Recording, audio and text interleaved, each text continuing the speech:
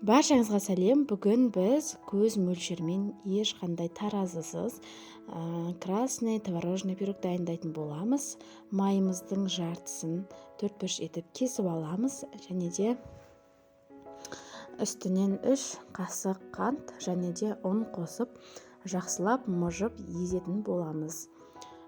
Одан кейін үстінен 1 чайная ложка разрыхлитель және де красный красителімізді қосамыз. Осындай ұнтақ болса да болады, гелевый болса да болады. Одан кейін 1 жұмыртқа қосып жақсылап қамыр илейміз.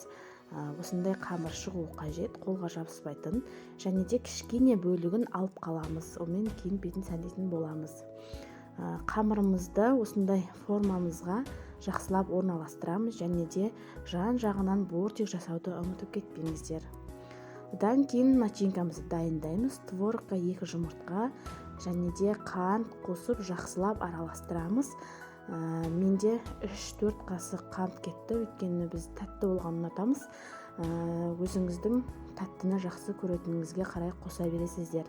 Осылай начинкамызды қамырымызға салып, жақсылап тегістейміз. Қалған қамырдан бетін сәндейміз.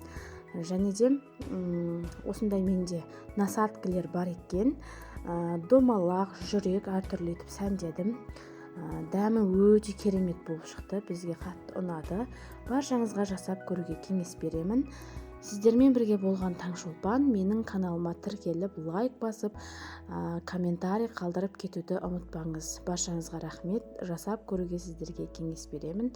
Ешқандай таразының да керегі жоқ.